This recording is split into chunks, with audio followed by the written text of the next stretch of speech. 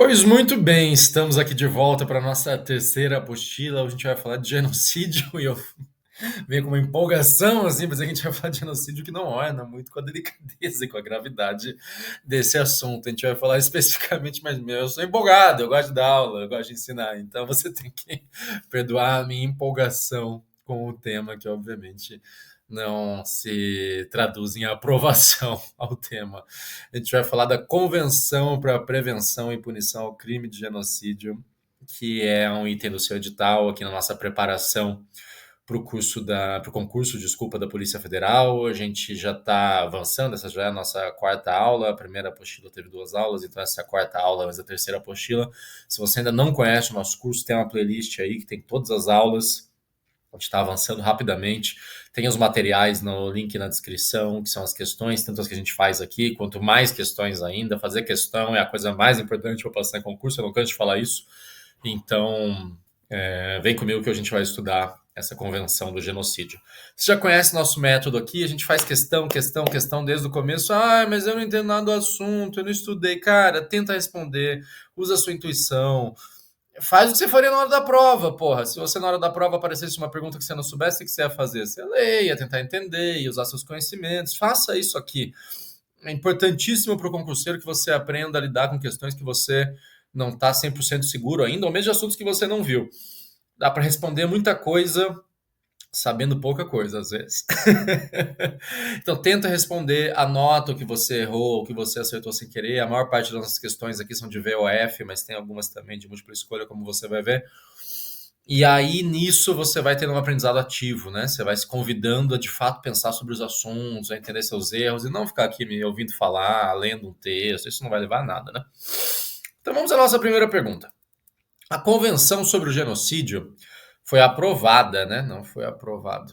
Foi aprovada no final dos anos 90, na esteira das violações no Iraque e no Kosovo, e transcendeu uma perspectiva puramente centrada no Estado para abraçar o conceito de responsabilidade criminal individual por crimes internacionais graves.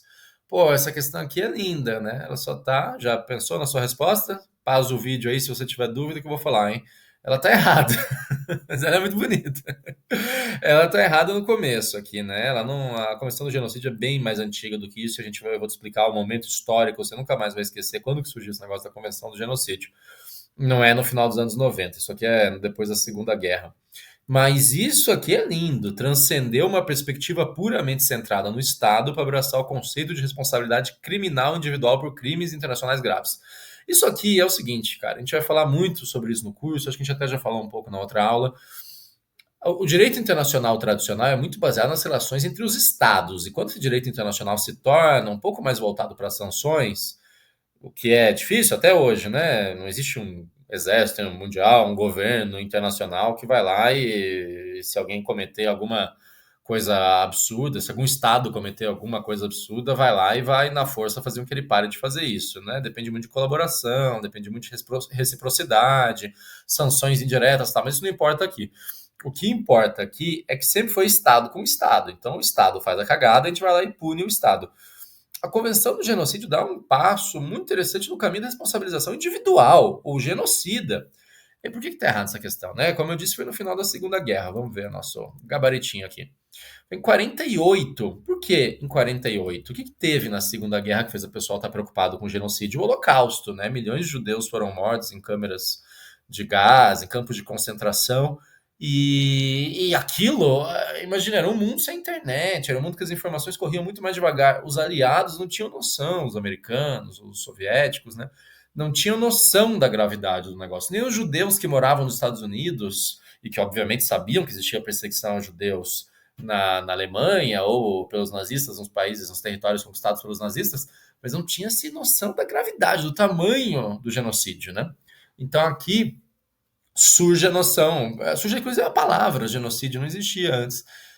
Foi inventada lá, misturando, né, geno, que é uma ideia traz a ideia de população, de povo, de grupo étnico, e sídio, de homicídio, né, de matar, surge ali no final da Segunda Guerra. Então tá todo mundo muito preocupado com isso no final da Segunda Guerra, e aqui a gente vai ver isso nessa aula, vai ser usado para responsabilizar as pessoas.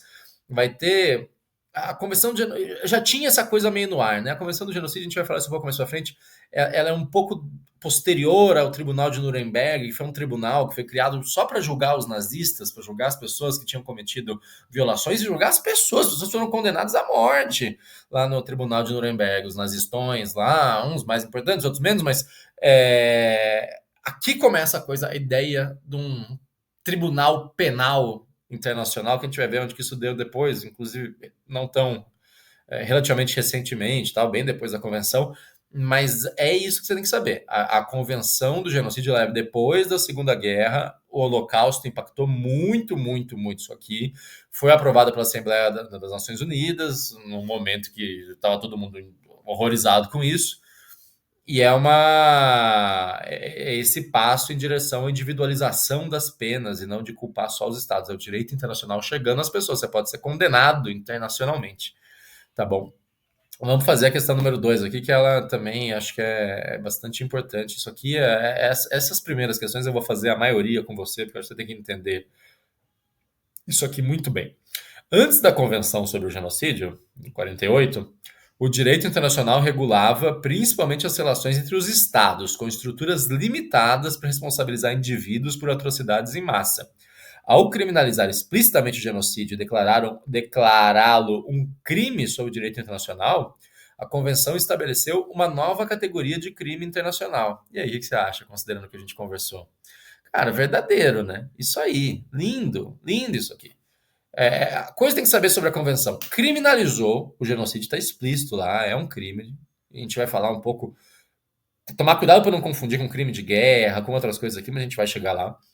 Genocídio é crime. E isso é importante. O genocídio é crime de guerra? Você definiria o genocídio como um crime de guerra? Não! Você pode ter genocídio em tempos de paz. Não necessariamente o país está em guerra com o outro.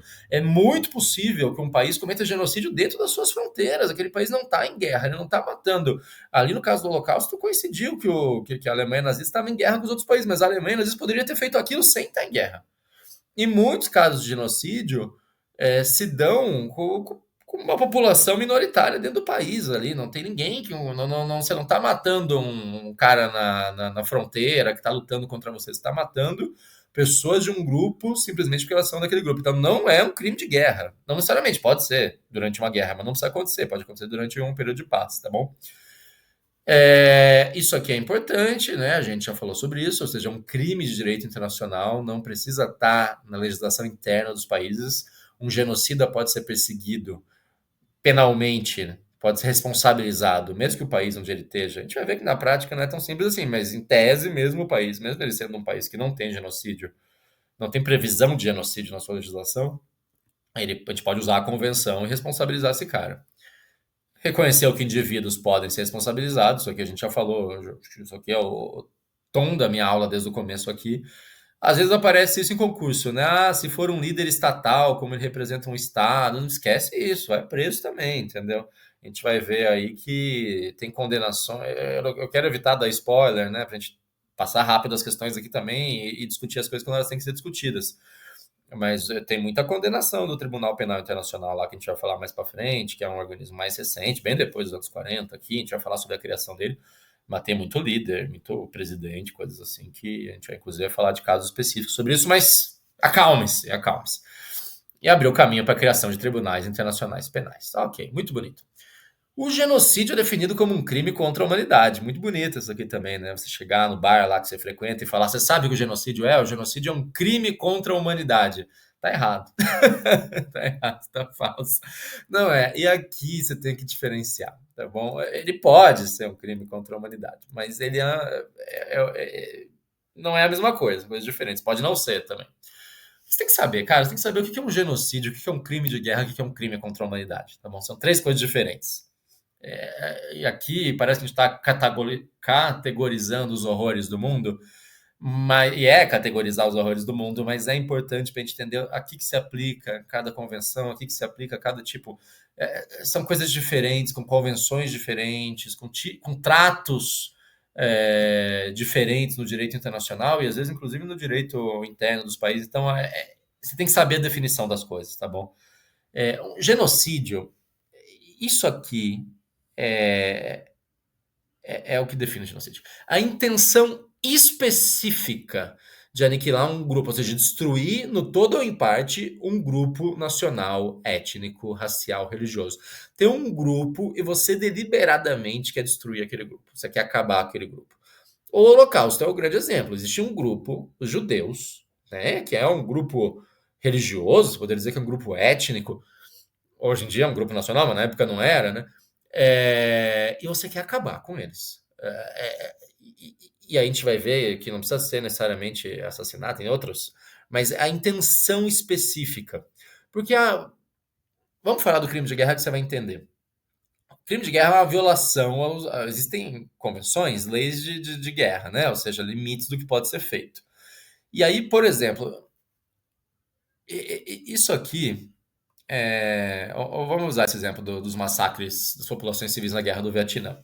Isso aqui os americanos foram acusados disso, né? Os americanos viram que iam perder a Guerra do Vietnã e começaram a aloprar lá. Tinha uma coisa chamada napalm, que é basicamente os americanos passavam de avião soltando um negócio altamente tóxico, fazia tudo pegar fogo pelo caminho, até o mato pegava fogo, matava todo mundo pelo caminho. As tropas em solo também, quando os americanos perceberam que iam perder a guerra, tinha os guerrilheiros vietcongues que saíam do nada, no meio do mato, e acabavam com as tropas americanas.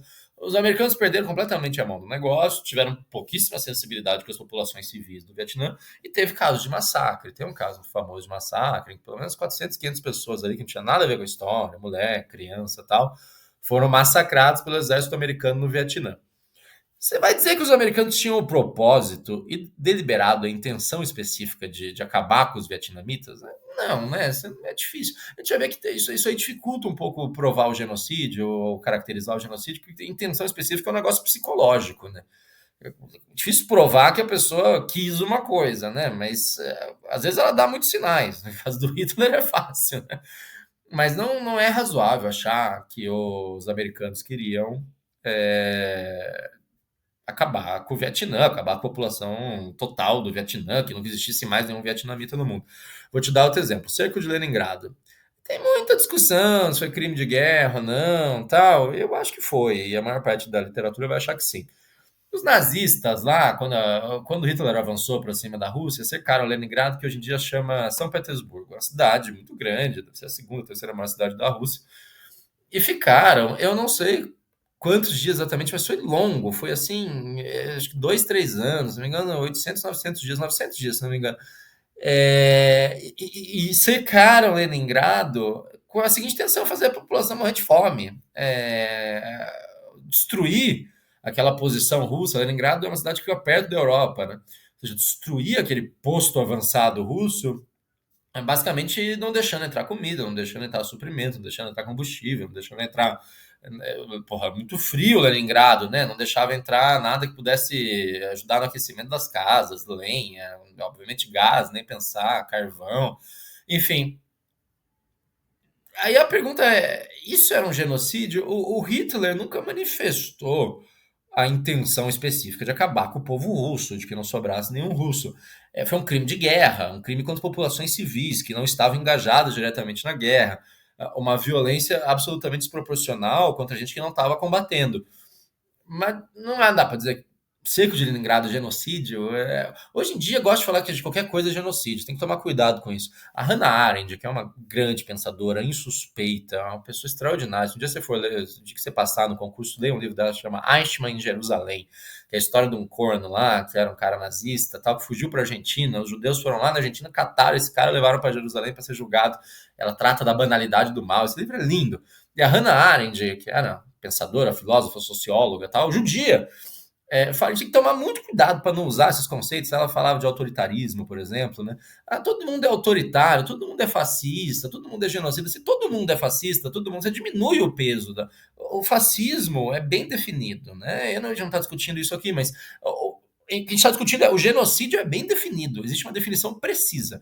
Você fica qualquer coisa, é uma política genocida, tal, nem não é, entendeu? Coisas horríveis podem ser feitas, crimes imensos contra a humanidade podem ser feitos, e é difícil dizer que é genocídio se não tiver a intenção específica de destruir aquele grupo. O cerco de Leningrado não é, Essa coisa de execução de prisioneiro na Segunda Guerra Mundial também rolou pra caceta, assim, inclusive dos aliados, né? Os soviéticos não podiam ver um alemão se rendendo lá. Também depois que eles pode falar, né? Depois o cara lá matou todo mundo, cometeu as atrocidades que cometeu, inclusive o cerco de Leningrado. Aí quando os soviéticos vieram querendo matar todo mundo. Os alemães se rendiam lá, tal, eu sou prisioneiro de guerra, os soviéticos passavam a bala em todo mundo. É um crime de guerra, não é um genocídio, tá bom? Crime contra a humanidade aí já é um guarda-chuva maior, que é uma coisa mais. Veja, a convenção se aplica ao genocídio, não ao crime contra a humanidade. Então, as coisas que o Stalin fez na União Soviética, milhões de mortos, perseguidos, pessoal prisioneiro político e tal, não tem dúvida que é um crime contra a humanidade, né? Mas eu não acho que o Stalin queria acabar com os soviéticos, né, porque ele era um deles, e certamente também não era o objetivo do Stalin, não era um crime de guerra, porque ele não estava em guerra, né? Mas tinha campo de trabalho forçado, grandes fomes, né? Esse tipo de coisa. Pol Pot é outra coisa, né? Foi um líder nos anos 70 de um regime terrível no Camboja, um governo totalitário, que também matou milhões de pessoas lá de fome, de trabalho forçado, né? Que o Pol Pot queria acabar com o povo do Camboja, ele queria perseguir algumas pessoas que ele não gostava. Mesmo o apartheid é muito difícil classificar, né? Aqui eu até acho que você poderia dizer que existia uma intenção específica de destruir um grupo étnico, né, na África do Sul, mas não. Me parece que a coisa ali era mais. Claro, teve muita violência, teve homicídio e tal, mas o foco era mais na segregação, em criar esses cidadãos de segunda classe, nessa humilhação, nesse domínio opressor, do que na ideia de aniquilar um grupo específico, mas alguém poderia argumentar de outra forma. Mas enfim, saiba que existem essas divisões, é importante que você saiba, isso cai. Os concursos adoram fazer confusão sobre isso, tá bom? Como nessa questão número 4 aqui, que é o NFGV, né? As partes contratantes da Convenção sobre o Genocídio, né, confirmam que o genocídio configura crime contra o direito internacional, exceto se cometido em tempo de guerra. Não, né? Como a gente viu, tempo de paz, tempo de guerra, tá valendo tudo aí, né? Tá lá literalmente no artigo 1º da convenção, né? As partes contratantes confirmam que o genocídio, quer cometido em tempo de paz, quer em tempo de guerra, é um crime de direito internacional, blá blá blá, né? A Convenção sobre o Genocídio define o número mínimo de vítimas para a caracterização de tal crime, 100 pessoas. Também não, cara, não tem isso. É a ideia de destruir um grupo. Não tem número pré-definido. Isso aqui é uma longa discussão, né? Onde você faz o corte? Matar uma pessoa só não é genocídio, né? Matar 5 milhões é genocídio. Tem que ser olhado caso a caso. Ninguém vai se aventurar aqui e dizer que existe um número mínimo tal, e tem essa coisa da intenção, mas não tem. A convenção não fala, tem que saber que não fala, tá bom? Vamos lá para 6. Um elemento crítico que distingue o genocídio de outras atrocidades em massa é a intenção especial, ou dolos especiais, você que gosta de falar em latim, de destruir no todo ou em parte um grupo protegido que deve ser provada. Essa intenção de destruir deve ser provada para que o cara seja condenado por genocídio. Você tem que provar que ele quis destruir um grupo?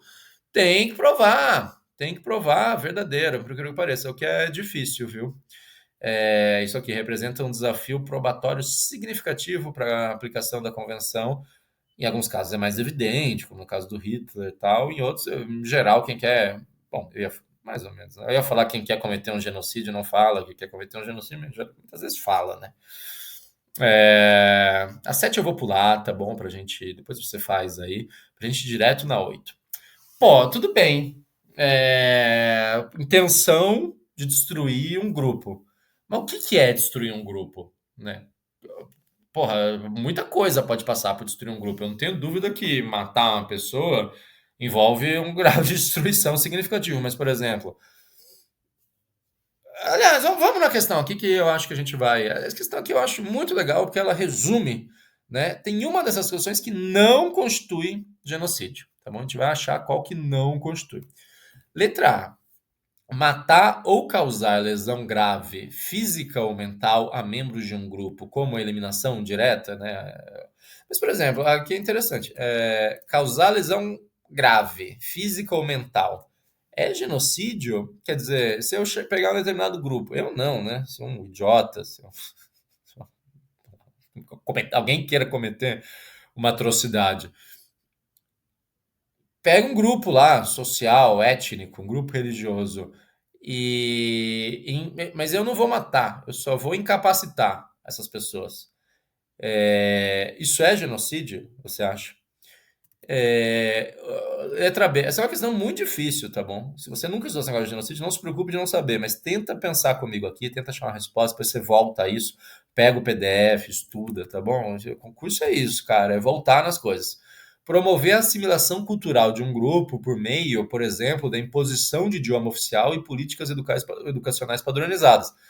Então, lá, por exemplo, tem um grupo lá que tem outra religião, outra língua, que mora dentro do país. Se eu pegar esses caras e falar, não, agora vocês não vão falar mais a língua de vocês, vocês vão falar a minha língua, vão falar a língua oficial do país, e agora vocês vão entrar na escola lá e vão estudar nossa cultura, vão esquecer a cultura de vocês. Isso é genocídio? Pensa aí com atenção. Submeter um grupo a condições capazes de ocasionar sua destruição, como a fome ou a falta de cuidados médicos, por exemplo. Eu dei o exemplo do cerco de Leningrado, que não era genocídio, porque não tinha a intenção específica de destruir aquelas pessoas. Mas, por exemplo, isso aqui, e aí eu não quero saber a sua opinião sobre o assunto, tá bom? Porque o trauma do professor de direitos humanos é começar a discutir quem está certo e quem está errado. Porque não é, claro, coisas que são atrocidades que não podem ser defendidas, mas eu quero que você aprenda, entendeu? Não me importa a sua opinião. Eu quero que você passe no concurso. Se depois você quiser fazer uma mentoria comigo e que eu te diga todas as minhas opiniões e discorde, mostre que você está errado, ou defenda que você está.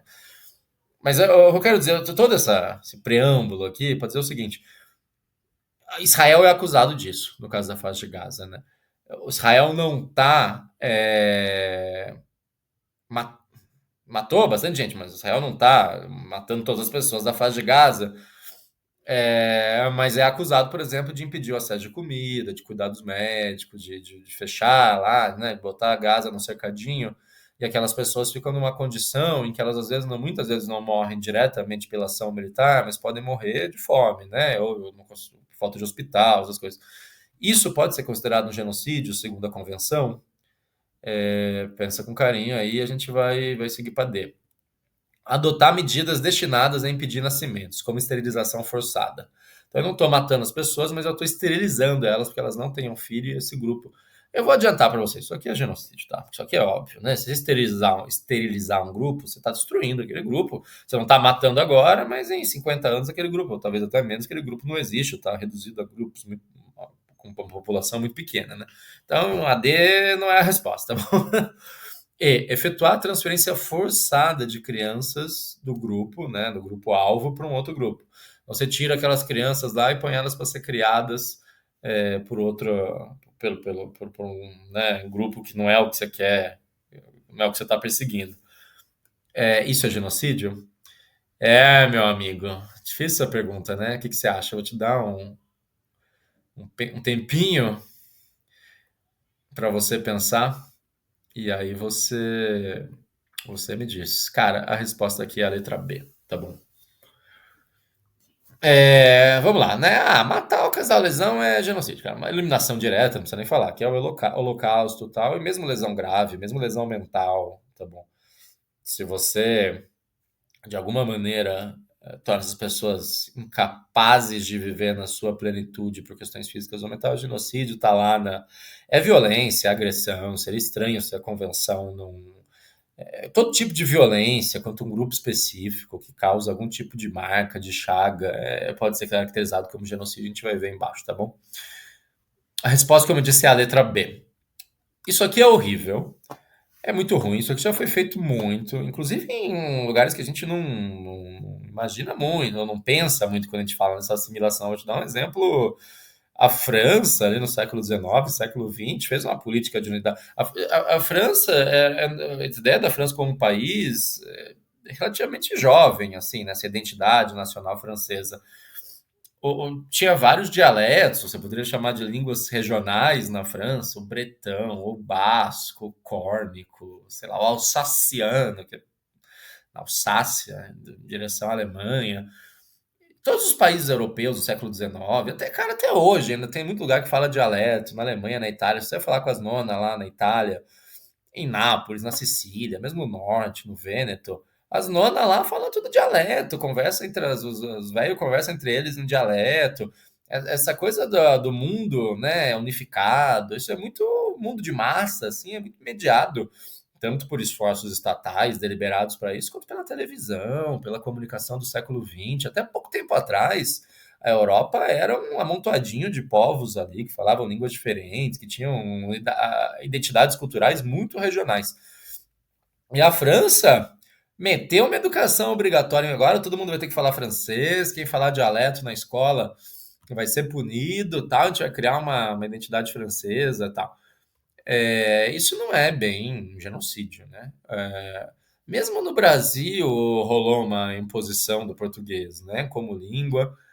Você poderia falar, claro, das missões todas de tentar converter os indígenas e, sem dúvida, de falar que se esforçar que falassem português, mas já nos anos 30, de 30 para 40, né, na Segunda Guerra, durante o Estado Novo lá, o Getúlio Vargas proibiu que se falasse idiomas dos países inimigos, né? Então, italiano, alemão, japonês.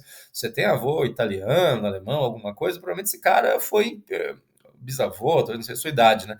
Foi proibido de falar alemão ou italiano. Como tudo no Brasil não foi muito bem aplicado, tal, então muita gente continuou falando na miúda lá, mas tinha um constrangimento, entendeu? De fazer o Brasil, de promover essa assimilação cultural, digamos assim. Mas isso não é genocídio, tá bom? Pode ser condenável profundamente, mas não é genocídio, não está lá na convenção. Você não está matando as pessoas, você não está impedindo elas de viver, você só está fazendo elas terem uma identidade cultural menos clara, mas é horrível, mas não é violento no sentido de ir lá e matar todo mundo, né? Isso aqui ia ser genocídio definido na Constituição, não, na Constituição, definido na Convenção. Eu dei o exemplo lá de Israel, você pode ter mil discussões se isso aqui se aplica ao caso de Israel, uma pessoa defensora de Israel falaria que é legítima defesa, que Israel é atacado, tal, tal, tal. Não me interessa essa discussão, mas me interessa que você saiba que fazer as pessoas morrerem indiretamente, de fome, de qualquer coisa, tal, porque você não deixa chegar recurso para elas, porque você tem a intenção deliberada de destruir aquela população, isso é genocídio, tá bom? Esterilização, eu já falei, isso aqui aí é cruel, né? Tem acusações na China, por exemplo, de ser feito com as populações muçulmanas lá do oeste da China, o governo chinês vai lá, pega as crianças e dá para uma família chinesa criar, e é uma maneira de destruir aquele grupo e fazer essas crianças crescerem como chineses majoritários, Han, né? Chama lá. Também é genocídio, tá bom?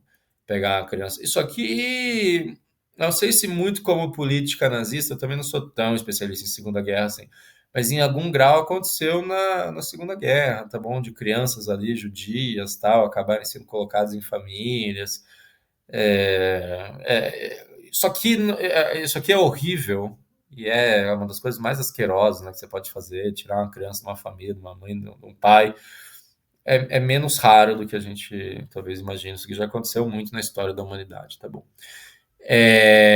Então, como eu disse, letra B. E aí tem os teóricos, né, dividem isso aqui. Eu acho meio autoexplicativo, mas é importante que você saiba que essas definições existem.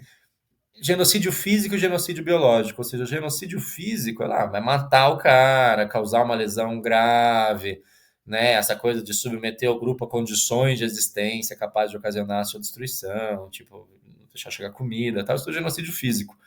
E existe o genocídio biológico, que é isso, né? Você não está diretamente apontando para aquelas pessoas que você quer destruir, você deixa elas viver e tal, mas você faz com que aquele grupo vá se extinguir em pouco tempo, porque você impede a reprodução, seja por meio direto da esterilização desses grupos, né, de impedir os nascimentos, ou porque você pega a criança que nasce, tira dali daquele grupo, dá para outro, tal, e aí você está, se chama genocídio biológico, né, porque você está cortando essa cadeia biológica de nascimento, do ciclo da vida, né? Então é importante que você saiba que tem essa divisão, mas o mais importante é que você saiba o que são os atos que podem ser caracterizados como genocídio, segundo a convenção lá sobre o genocídio. Tá bom? A 9 eu vou pular, porque a gente já falou bastante sobre isso, depois você dá uma lida, e vou fazer a 10 e a gente termina esse bloquinho. Segundo disposição expressa da Convenção para a Prevenção e Punição ao Crime de Genocídio, entende-se, é uma questão da FCC, tá bom? Entende-se por genocídio, entre outros, fomentar a divisão e o conflito violento entre os membros do grupo. Botar um contra o outro, fazer isso aqui é genocídio? Cara, não tá. O que tá na convenção são essas que a gente citou, tá bom? Isso aqui de promover a divisão não tá previsto lá. É uma coisa horrível de fazer. Imagina lá uma situação que eu ponho um contra o outro, né? Os governos coloniais na África gostavam de fazer isso, né? Não sei se você já assistiu aquele filme Hotel Ruanda, que é a ocupação, né? O governo belga no Congo, chamado Congo belga, em que eles dividiram a população local em dois lá, né? Os Hutus e os Tutsis, se não me engano. Faz tempo que eu estudei essa questão e que eu vi esse filme. Também é um filme bom, fez muito sucesso, acho que são uns 30 anos atrás. Botou um grupo contra o outro lá e estimulou um conflito meio que a dividir para dominar, né? Você começa a criar divisões arbitrárias dentro dos grupos. Mas isso não é diretamente genocídio, né? Você está, às vezes, incentivando uma guerra civil ali, mas não está previsto na convenção, e também tem e sempre essa coisa da intenção de acabar aquele grupo, né? No caso aí dos belgas na África, não sei se é tão fácil demonstrar que eles queriam que aqueles grupos ali desaparecessem. Me parece que era mais uma questão de dominar e de conseguir governar de uma maneira opressora aquele negócio, do que de promover o apagamento completo daquela população. Mas o que você precisa saber é que não está na lista. Eu vou te dar esses exemplos para você lembrar, para você que fazer sentido. Se for aquele professorzinho que fica aqui, decora, número 1, matar, número 2, a gente vai ver os 10 mandamentos, né? Número 2, causar lesão, número 3, vai ser insuportável, você não vai lembrar. Isso aqui só existe, essas coisas só existem porque existe uma história, existem exemplos. Você, sabe, se tem placa, tem causa, se tem placa, tem história, se tem convenção, tem história, entendeu?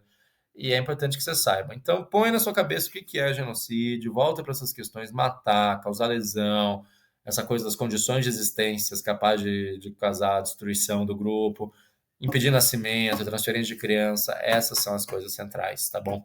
Vou dar uma breve pausa, a gente volta em um segundinho para fazer mais questões aqui e avançar nessa aula sobre a convenção sobre o genocídio. Isso aí, vamos continuar aqui nas nossas questões, vamos pular para a questão 14. Eu recomendo amplamente que você faça todas essas questões, se você tiver a oportunidade, e volte a elas, volte pelo menos aquelas que você teve dificuldade. Eu estou tentando selecionar aqui as mais representativas e as que eu acho que são mais pedagógicas ou didáticas, é, mas é importante você submeter ao máximo. Se você. Cara, eu vou te dar um conselho para a vida. Se você está tentando passar nesse concurso, você tem duas possibilidades. Ou se dedicar pouco. Tem duas possibilidades que são inteligentes. Se dedicar muito pouco, que você perde muito pouco na sua vida, provavelmente você não vai passar também. Mas daí você também não perdeu muito tempo, né? Você não foi muito a fundo, você tocou a vida, não deixou de sair, não deixou de ver seus filmes, não deixou de beber sua cerveja, não deixou de fazer nada que você queria. Então, assim, eu não desprezo a pessoa que faz concurso na coxa, se inscreve, aparece lá no dia, tenta fazer, vamos ver no que dá. Tudo bem. A outra opção que eu acho inteligente, né? Não é nem é outra opção lógica. Eu vou me afundar de estudar nesse negócio. Eu vou estudar pra caralho, vou fazer todas as questões, vou me dedicar. Acho que a pior decisão é se dedicar meio, né? É estudar um pouco, é gastar assim, é piorar um pouco a vida, mas não muito. É fazer algumas questões, é ir meia bomba, entendeu? Porque aí você vai perder o tempo e provavelmente você não vai passar. Então, cara, se você tá dedicado, faz tudo. Faz todas as questões, tá bom? E não tô falando isso pra você ir lá e comprar, não. Porra, também R$ 100, sabe?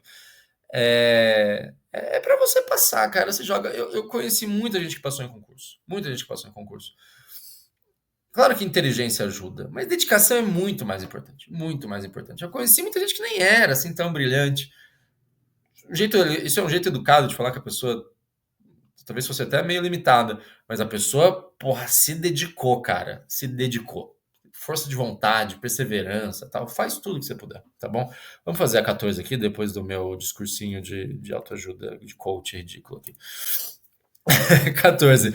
A Convenção sobre Genocídio prevê responsabilidade criminal por tal ato, mas não por mera conspiração para cometer genocídio, por cumplicidade com o genocídio, por tentativa ou por incitação ao genocídio. que é o crime, né? Qual que é a responsabilidade criminal? É só o ato em si? Imagina um cara lá que não cometeu o genocídio, mas ele tentou, ou ele incitou, né? Ele chegou no outro lá, porque veio lá dar ideia errada, né? Cumplicidade também. Ele podia ter feito alguma coisa para impedir, mas ele não fez, ele foi omisso. Isso tudo permite, nos termos da Convenção sobre o Genocídio e Responsabilidade Criminal pelo Genocídio? O que você acha? Isso aqui é importante, viu, cara? O, a pergunta diz que não por mera conspiração, etc. E sim, tá bom? Tudo isso aqui, isso aqui tá falso. Tudo isso aqui também pode ser responsabilizado, também pode dar ensejo à responsabilização nos termos da Convenção sobre o Genocídio. Eu vou te mostrar o artigo 3 da Convenção, que fala o seguinte: os atos que podem ser punidos dentro do enquadramento da Convenção não é só o genocídio, claro, né, que o item A, mas a associação de pessoas para cometer genocídio, essa é óbvia, né? Tudo bem. Se o genocídio não pode, também você não pode se juntar com outros 10 para fazer genocídio. Mas também aqui, ó, a C, incitação a cometer o genocídio. O cara que vai lá na rádio, que vai lá na TV, nossa, como eu sou velho, né? Vai na rádio. O cara que vai no Instagram, o cara que vai no TikTok defender o genocídio e incita, e aquilo tem causas concretas, ou a mera incitação, tá bom? Não precisa também que o genocídio tenha acontecido, que é o caso da letra D, a tentativa. Tentei lá matar as pessoas, não consegui, mas já pode ser condenado, entendeu?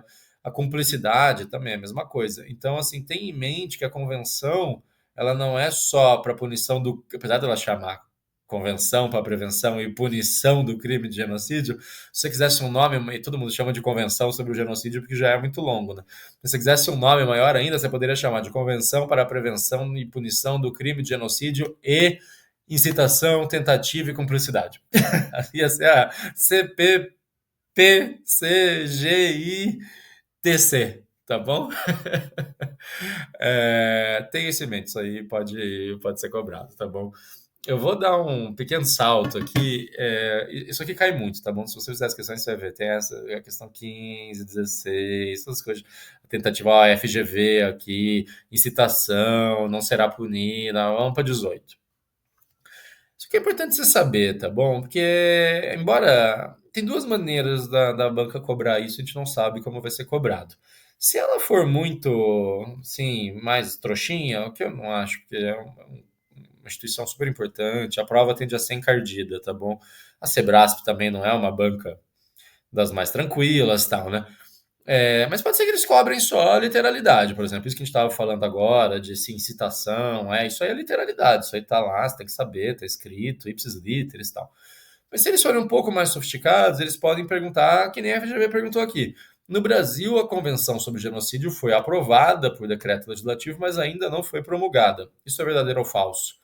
Falsíssimo, tá bom? O Brasil aderiu à convenção e tanto, novamente, isso aqui é o trâmite de uma convenção, né? Primeiro ela é aprovada pelo parlamento por meio do decreto legislativo, é votado lá, e aí a gente já discutiu isso, pode ser votado de diferentes formas, não vou voltar a esse assunto, e depois o presidente da República promulga, né? Isso aí está valendo dentro do direito brasileiro, né? Isso foi relativamente rápido, tá bom? Você não precisa saber essas datas, mas só pra você saber, tudo aconteceu no começo dos anos 50. Em 51 teve o decreto legislativo, em 52 teve a promulgação. É isso aí, né, que está explicado aí que a promulgação é o ato pelo qual o presidente da República atesta a existência do tratado e torna de cumprimento obrigatório no ordenamento jurídico interno. Enfim, tá valendo no Brasil. E está valendo há bastante tempo e foi relativamente o Brasil sempre teve uma postura. Essas convenções de direitos humanos, o Brasil sempre foi meio parça, assim, sabe? Sempre aprovou relativamente rápido, sempre votou a favor. Difícil o Brasil ter passado grande vergonha nisso aqui, mesmo no caso do Holocausto. Se você olhar o papel do Brasil, o papel do Itamaraty, né? Teve um diplomata brasileiro, o Oswaldo Aranha, que presidiu a Assembleia lá, a Assembleia Geral da ONU, que criou o Estado de Israel. O Holocausto causou grande impacto sobre a sociedade brasileira. Então, normalmente o Brasil aderiu a essas coisas, tá bom? Tem exceções aí, a gente vai falar quando for o caso ao longo do curso, ou não aderiu a alguma coisa específica, mas em geral, se você não souber, assim, apareceu lá, Convenção sobre o Genocídio, será que o Brasil é parte disso? Tende a ser, tá bom? É melhor que você saiba se é ou não, mas se você não souber, tenha em mente que o Brasil é bem vanguardista nesse ponto do Itamaraty, sempre foi muito moderno nesse aspecto da fronteira para dentro aqui. O Brasil é um horror em direitos humanos, mas no papel lá, os diplomatas são muito bons. 19. Nunca houve no Brasil condenação por genocídio. Então, ou seja, está na lei brasileira, a convenção prevê, o Brasil, e a convenção diz também que os países têm que botar na sua legislação interna que existe um crime de genocídio e tal. O Brasil botou, tá lá, existe um crime de genocídio no Brasil, mas nunca houve uma condenação. O que você acha? Isso aqui, né, eu não sei se a Sebrae vai cobrar isso aqui de você, mas eu acho legal você saber para você lembrar o que é o crime de genocídio. Às vezes, cara, você precisa jogar no hard para chegar lá e gabaritar no easy, entendeu? Que eles vão perguntar qual foi o caso de genocídio que o Brasil condenou.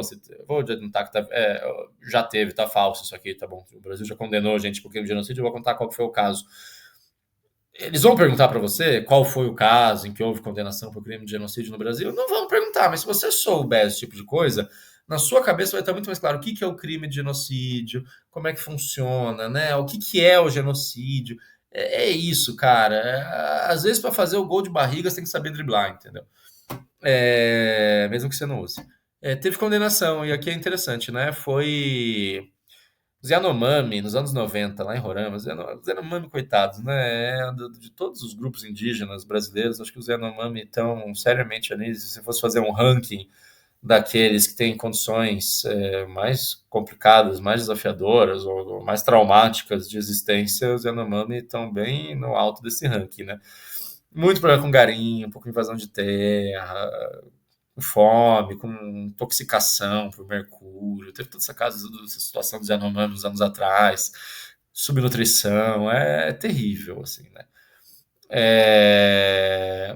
E teve, em 93, um grupo de garimpeiros entraram lá nessa comunidade de Yanomami, lá, nesse lugar chamado Hashimu, e mataram 16 indígenas. Lembra que a gente falou se tinha um número mínimo para se configurar genocídio? Aqui eram 16, e a Justiça Federal condenou eles por genocídio, porque eles queriam. Aí ficou claro que existia uma intenção deliberada de acabar com aqueles Yanomami, porque eles estavam atrapalhando o garimpo ilegal lá dos garimpeiros, né? Não queriam, que absurdo, não queriam que invadisse as terras deles, tal. Aí teve esses 16 mortes, aí esse ataque, a Justiça Federal condenou, entre outros crimes, os caras por genocídio, mas também por garimpo ilegal, contrabando, uma série de coisas. E o STF condenou, foi a primeira condenação por genocídio. Então o Brasil já condenou, tá na lei e tal, tá bom? Vamos ver se a gente vai fazer a 20. Eu fiz uma listinha, não, a 20 eu vou pular, a gente vai para 21. Depois você vê a 20 aí, mas é um assunto que a gente já falou também, ó, recorrente. Né? 21. Um aspecto significativo da convenção é a inclusão de grupos políticos e culturais nas categorias protegidas, né? Entre as categorias protegidas. Ou seja, se tiver uma perseguição a um grupo político, imagina lá um país e aí tem lá os comunistas, ou sei lá, qualquer outra. E aí o líder lá desse país, o ditador desse país, etc., vai lá, quer matar todo mundo, quer fazer uma limpeza, para não vai ter mais nenhum comunista nesse país. Ou um grupo cultural também, né? É, não é tão fácil definir, né, onde termina o cultural, começa o étnico. Eu falei o caso do Holocausto, certamente você poderia dizer que o judaísmo, embora tenha, obviamente, tenha um elemento religioso muito forte, tem um elemento ético, também tem um elemento cultural. Mas imagina que fosse só um grupo cultural, assim, eu vou dar um exemplo quase ridículo. A Tropicália, entendeu? Se o governo militar tivesse prendido todo mundo ali, o Caetano, a Bethânia, a Gal, os Novos Baianos, é um exemplo tosco, tá bom? Mas é para você não esquecer. Isso poderia, prendido ou matado, isso poderia ser considerado genocídio, porque a gente vai falar, claro, a Tropicália não é uma etnia, não é uma religião, não é? Foi um movimento cultural. E eu estou escolhendo, claro que tem coisas, exemplos melhores, mas eu quero um que fique bem marcado, que é só cultural, aqui no nível quase do ridículo para você lembrar dessa coisa do cultural. E o político, eu falei comunista, poderia ser qualquer outra coisa, assim, poderia ser um movimento político, sei lá, movimento grevista, ou no outro extremo, gente de direita, né? No caso, por exemplo, da União Soviética, houve ampla perseguição a determinados grupos políticos que eram hostis ao Stalin, etc. Né?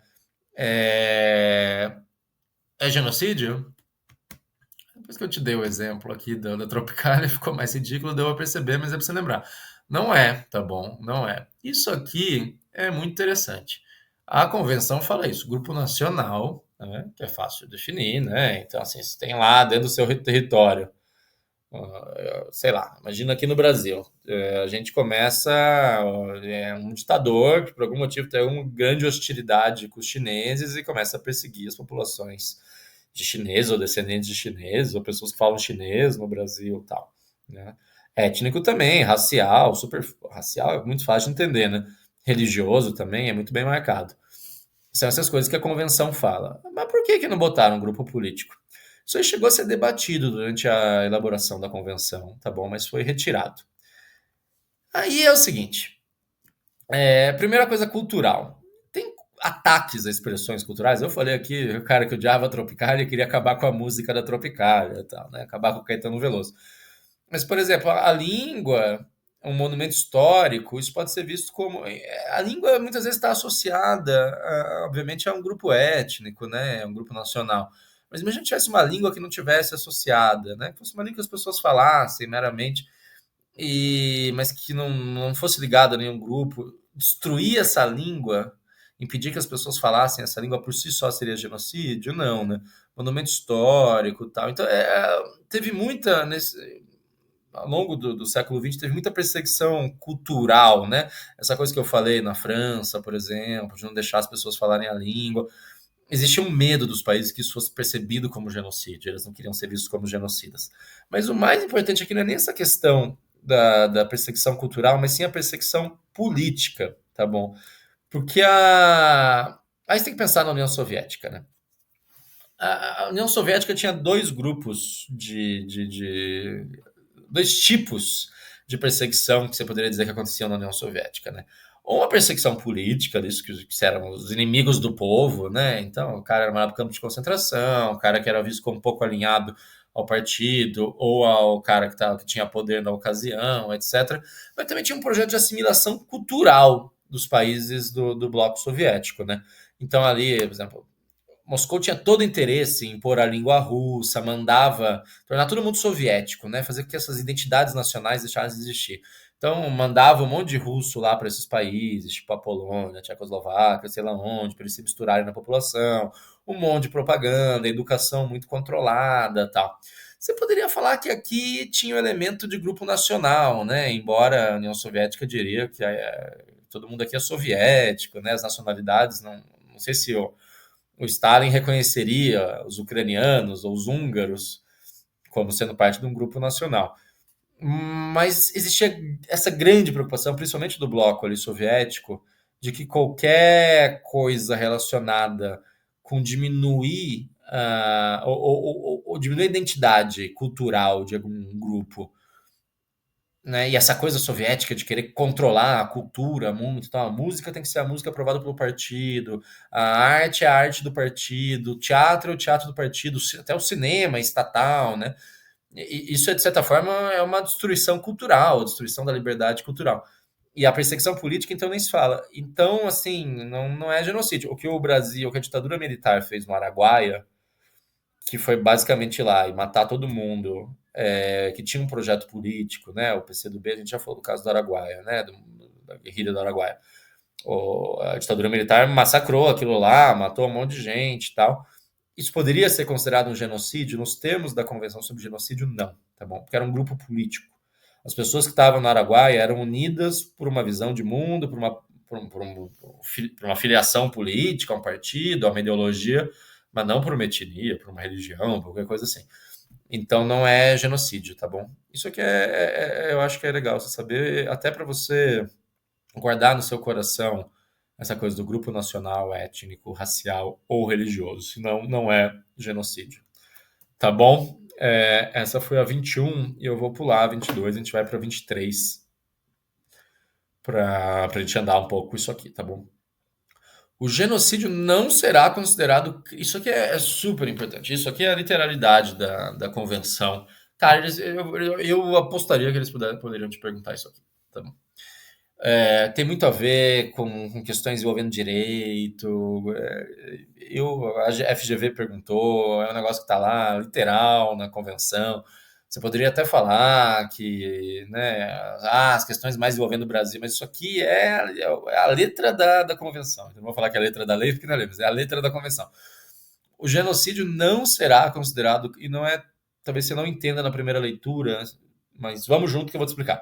O genocídio não será considerado crime político para efeitos de extradição. Em tal caso, as partes contratantes devem se comprometer a conceder extradição de acordo com a sua legislação e os tratados em vigor.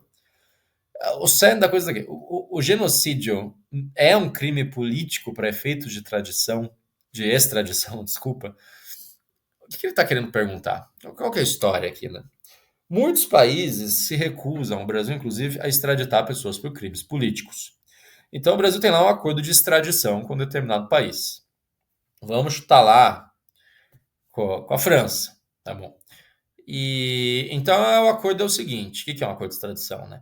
Se tiver um cara que cometeu um crime no Brasil, condenado, que tenha fugido para a França vai catar esse cara e mandar de volta para o Brasil para ele cumprir crime aqui. Se tiver um cara condenado na França que se escondeu no Brasil, o governo brasileiro vai fazer tudo o que puder para mandar esse cara de volta para a França para cumprir pelas coisas que cometeu. Isso é um acordo de extradição. A maior parte dos países tem uma exceção lá que eles não vão extraditar para o crime político. Então, por exemplo, imagina um cara num país lá.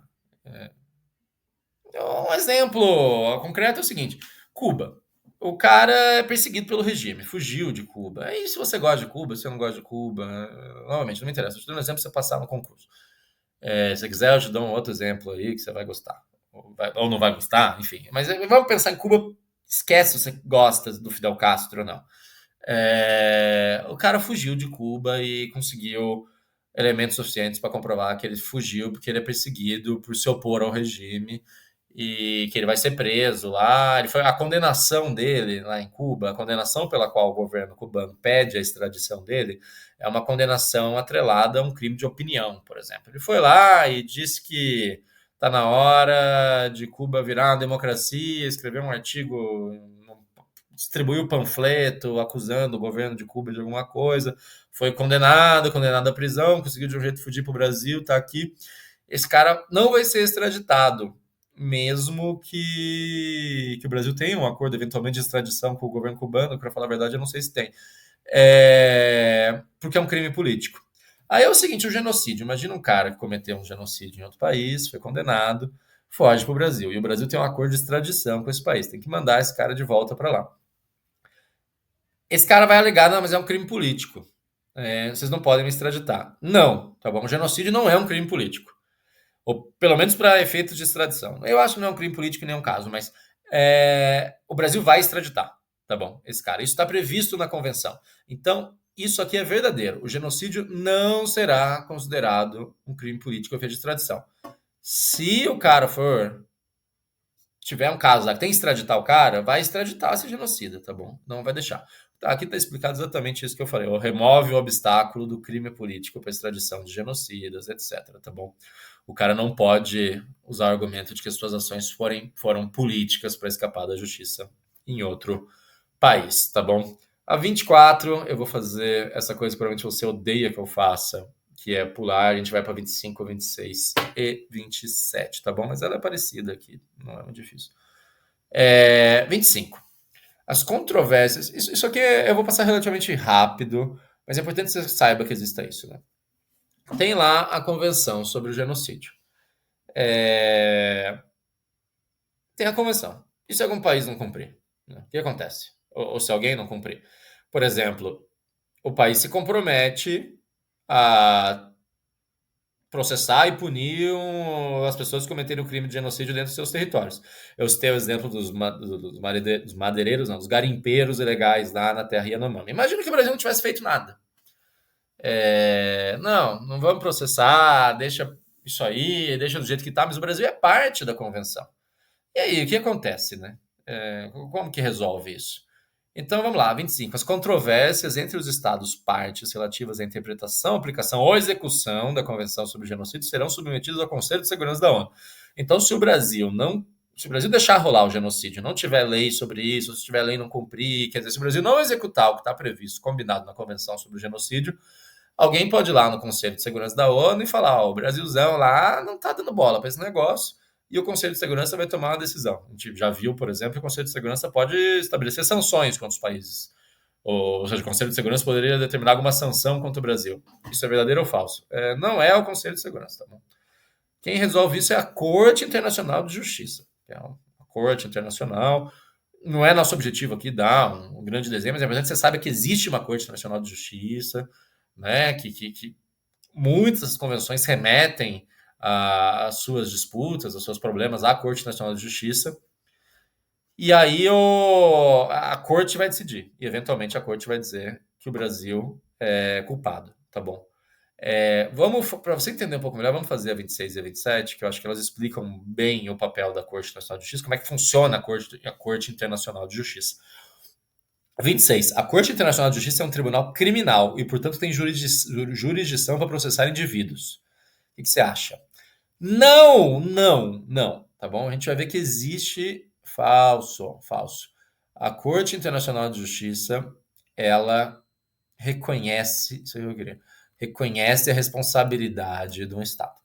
Em primeiro lugar, diferenciar a Corte Nacional de Justiça, que julga Estados, do Tribunal Penal Internacional, a gente vai falar dele daqui a pouco, que julga indivíduos, tá bom? E aí, o que a Corte Internacional de Justiça faz? Ela pode responsabilizar o Estado. Então, o Brasil é culpado porque não processou os garimpeiros, no nosso caso hipotético lá. Ordenar que o Estado infrator cesse o ato ilícito, ou seja, resolva o problema. No caso, processe esses caras, julgue, puna, né? E eventualmente determinar reparações. Então, devolve lá a terra para os Yanomami, paga a indenização, resolve a cagada que você fez, etc. Mas a Corte Nacional de Justiça não pode impor sanções e nem tem meios de execução da sua sentença. Ou seja, se a Corte falar para o Brasil, e a gente vai ver depois no exemplo aqui, que a Corte tomou algumas decisões contra um país específico e o país falou que se foda, né? A Corte não tem, o que a Corte vai fazer? Vai vir um juizão lá da Corte, são os velhos lá, né? Juízes ótimos. Inclusive já houve brasileiros na Corte Nacional de Justiça. Vai vir o juizão lá e vai descer a mão no pessoal aqui, vai lutar jiu-jitsu com o pessoal e vai perguntar se vai cumprir por bem ou por mal? Não vai, não tem como executar a sentença, não tem um exército da Corte Nacional de Justiça. Mas se o Estado condenar não cumprir, a outra parte aí sim pode recorrer ao Conselho, ou seja, a parte que acusou, né, a parte que levou o caso até o Conselho de Segurança, até a Corte Nacional de Justiça, pode recorrer ao Conselho de Segurança e aí sim é o Conselho de Segurança, embora o Conselho de Segurança em si também não tenha grande capacidade militar e a ONU só tem forças de paz, né, são os capacetes azuis lá, não vai descer o cacete lá para o pessoal cumprir. Mas o Conselho de Segurança pode autorizar que os seus estados, que os seus membros, né, tomem ações militares. Então, por exemplo, os Estados Unidos podem, em nome do Conselho de Segurança, tomar uma ação militar. Isso é um caso extremo, tal, né, que dificilmente aconteceria numa coisa meio trivial. Mas por que a Corte Nacional de Justiça é importante nessa história do genocídio? Por que a gente está falando aqui da Corte Nacional de Justiça numa aula que é sobre genocídio? Porra, você quer estudar a Convenção sobre Genocídio, você não quer falar da Corte Nacional de Justiça. Porque é muito importante você entender isso aqui. O genocídio, ele é inerentemente um crime coletivo. Pode ser que alguém lá, por livre e espontânea vontade, um belo dia acorde, resolva cometer um genocídio. Esse caso dos garimpeiros é um pouco isso, embora não fosse uma pessoa só, era um grupo, não era um Estado, né? Um grupo de pessoas se reuniu por causa dos seus interesses econômicos, porque não gosta dos Yanomami, não sei o que, resolveu cometer um genocídio. Mas, em geral, o genocídio é cometido por um Estado, né? Por um exército, por um projeto estatal, um projeto, inclusive, político, né? O Holocausto foi assim. A gente poderia pensar nas grandes... Esses grandes crimes tendem a ser ligados a Estado, a situações de guerra, né? Ou seja, por mais que tenha a responsabilidade criminal individual, né, que hoje é o TPI, o Tribunal Penal Internacional que a gente vai falar, lá na Segunda Guerra foi o Tribunal de Nuremberg, existe uma responsabilidade estatal também. E o Estado tem que ser julgado, o Estado tem que... muitas vezes você precisa que o Estado tome medidas. Eu vou falar do caso África do Sul versus Israel, porque a África do Sul levou Israel ao Conselho Internacional de Justiça acusando aquele negócio de genocídio em Gaza e tal. O caso ainda não foi julgado em definitivo, eu não, acho que a gente não precisa entrar aqui em detalhes, que não vão te perguntar isso na sua prova, mas houve não uma condenação no mérito, mas medidas provisórias determinadas pelo Conselho Internacional de Justiça contra Israel, principalmente deixar que entrasse ajuda humanitária em Gaza, que pudesse entrar comida, ações humanitárias, né? Porque Israel estaria impedindo, lá no processo ficou claro que Israel estaria impedindo isso de acontecer.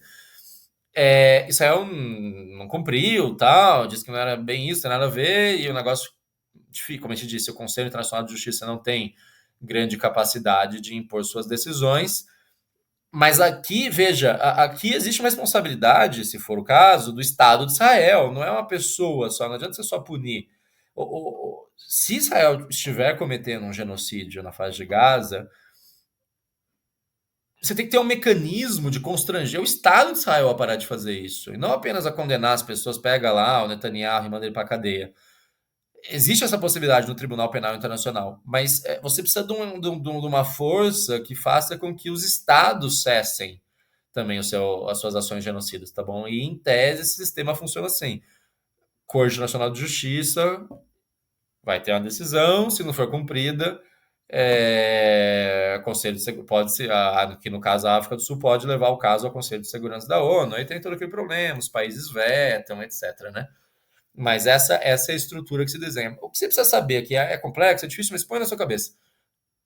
Corte Internacional de Justiça vai condenar estados e o Tribunal Penal Internacional vai condenar indivíduos, tá bom? A corte tem sido muito acusada, isso aqui que está nesse parágrafo, né, de ter decisões tímidas. Tem esse caso da Sérvia lá, teve uma acusação de genocídio durante a Guerra da Bósnia. Também não quero que você fique especialista aqui no desmembramento dos Balcãs, mas basicamente a corte foi muito criticada porque isentou a Sérvia do envolvimento direto no genocídio ali.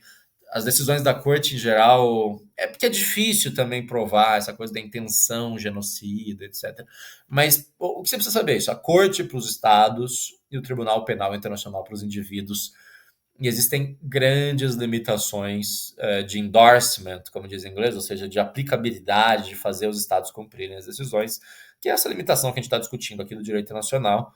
Mas é melhor isso do que nada, né? A 27 é exatamente sobre isso.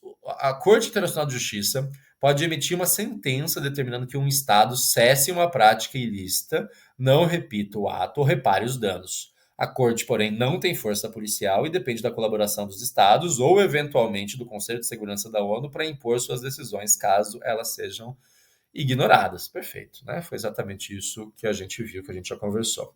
Eu vou para 29 e a gente faz a 29, a 30, a 31, estaremos felizes aqui, tá bom? 29. O Tribunal de Nuremberg, lá em 45, 46, foi um exemplo de aplicação da Convenção sobre o Genocídio. O Tribunal de Nuremberg, como eu falei, foi aquele que julgou os nazistas pelos seus crimes durante a Segunda Guerra. Falso, tá bom? A Convenção é de 48, a Convenção é depois. Aqui é muito legal você entender essa evolução histórica, entendeu? Teve Nuremberg, que julgou os caras, inclusive por genocídio, mas não tinha a convenção sobre genocídio ainda. Julgou basicamente com base nas leis ali que foram criadas no momento para isso, entendeu? Foi um tribunal ad hoc, como se diz, né? Ou seja, criou-se um tribunal e o tribunal julgou com base em princípios, com base, não estamos aqui para também para entrar em detalhes sobre o Tribunal de Nuremberg, mas o Tribunal de Nuremberg é pré-convenção sobre genocídio e ele ajudou a perceber que era necessário ter uma convenção sobre isso, né? Que a gente tivesse um framework, assim, que a gente tivesse um quadro mais permanente que no nível internacional tanto prevenisse quanto punisse o genocídio, né? Para que não fosse necessário que existisse outros Nurembergs, né? Que a gente pudesse prevenir a existência de genocídios com base no direito internacional, tal. Claro que isso se mostrou mais otimista, né? Houve outros casos mais para frente de violações, não sei se tão graves quanto o Holocausto, mas certamente muito graves, mas é esse caminho. Então, primeiro o Tribunal de Nuremberg, daí existe uma convenção em 48, e aí a gente vai para a questão 30. Os tribunais penais ad hoc para a ex-Yugoslávia, né? que foi feito em 93. E para Ruanda, em 94, foram criados por resoluções do Conselho de Segurança da ONU. Eles foram instrumentais na aplicação direta do conceito de genocídio em conflitos modernos específicos, aplicando penas aos indivíduos e não aos estados. Você acha que isso aqui é verdadeiro ou falso? Cara, isso aqui é lindo, é verdadeiríssimo, tá bom? É... Aqui já tinha a convenção, mas não tinha o Tribunal Penal Internacional ainda. Então, o que foi feito? Criaram esses tribunais ad hoc, assim, é provisório, específico para aquele caso. Você cria um tribunal para julgar aquele caso específico, e depois o tribunal se desfaz. Teve acusação de genocídio na Iugoslávia, né, que foi quando se desfez a Iugoslávia lá e começou todo mundo a se matar, porque tinha uns 400 grupos étnicos ali que se odiavam profundamente. E no dia que não tinha mais a União Soviética ali com as suas metralhadoras fazendo todo mundo se comportar, as pessoas quiseram se matar e de fato, em boa medida, se mataram. E Ruanda, na África, também teve um caso gravíssimo, tal. Eu falei o filme lá do Hotel Ruanda, de grupos étnicos em conflito, um querendo acabar com o outro, e criaram esses tribunais para julgar as pessoas envolvidas nessas violações, nesses genocídios. Depois foi criado o Tribunal Penal Internacional, que é permanente, ou seja, Nuremberg, convenção, aí já com a convenção, né, já sob a convenção, os tribunais penais para a Iugoslávia e para a Ruanda, e depois o Tribunal Penal Internacional, que já é permanente. Esses da Iugoslávia e de Ruanda eram provisórios. Todos esses aplicando pena aos indivíduos, não aos estados, tá bom? Os estados, lembra lá da Corte Internacional de Justiça. Aos indivíduos são esses tribunais, tá bom? Como eu disse aqui, Iugoslávia, né? No caso específico ali, teve toda a confusão que você imaginar, mas o caso específico é esse genocídio contra os bósnios muçulmanos, ali nos Balcãs, não precisa saber detalhes, e no caso de Ruanda, um massacre gigantesco. Eram os Tutsis contra os Hutus lá, né? Morreram 800 mil Tutsis nas mãos dos Hutus. Depois que você passar no concurso, você assiste esse filme aí que se chama Hotel Ruanda. Talvez você tenha visto na escola, alguma coisa assim. E a gente vai fazer a 31, que eu acho que chega aqui no Tribunal Penal Internacional. O Tribunal Penal Internacional, nosso amado TPI, estabelecido pelo Estatuto de Roma em 98 e entrando em vigor em 2002, veja, só em 2002. Essas duas coisas aqui, Iugoslávia e Ruanda, foram nos anos 90. Representa o culminar dos esforços pós-Segunda Guerra Mundial para criar um Tribunal Penal Internacional permanente.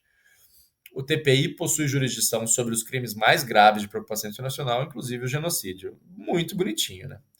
Muito bonitinho. A gente tinha falado um pouco isso também na última aula, tal. É importante você saber que existe o TPI, é importante você saber que o TPI é, em boa medida, o braço que aplica a Convenção sobre o Genocídio e que tem a legitimidade para aplicar a Convenção sobre o Genocídio internacionalmente no que se refere à responsabilização de indivíduos, tá bom? Tem mais uma questãozinha aqui depois, uma ou duas, mas eu acho que o cerne do que a gente precisava conversar já foi conversado. Eu espero que você tenha entendido essa aula sobre genocídio. Eu acho que é muito importante que você saiba o que caracteriza o genocídio, quais são e a convenção é bem detalhada ali, né? Genocídio é A, B, C, D. É importante que você saiba isso, é importante que você saiba aquilo que a gente falou sobre tentativa, sobre incitação. Genocídio não é só o genocídio em si, mas pode ser as coisas ao redor do genocídio. E é importante que você tenha uma noção sobre isso, né? Sobre o TPI, sobre qual que é a jornada histórica de responsabilização pelo genocídio, ou seja, como é que responsabiliza Estado, como é que responsabiliza indivíduo. Eu não acho que eles vão vir cobrando história muito pesada, eu não acho que eles vão perguntar de Ruanda na sua prova, mas eu acho que é importante que você entenda como é que funciona e quais são as limitações também efetivas à responsabilização por genocídio, porque aquilo lá no papel é bonito, mas na prática existem alguns impedimentos, tá bom? Muito obrigado por estar mais uma aula comigo. A gente está avançando rápido aqui no conteúdo desse concurso. A gente volta em seguida com mais uma aula sobre mais uma convenção internacional.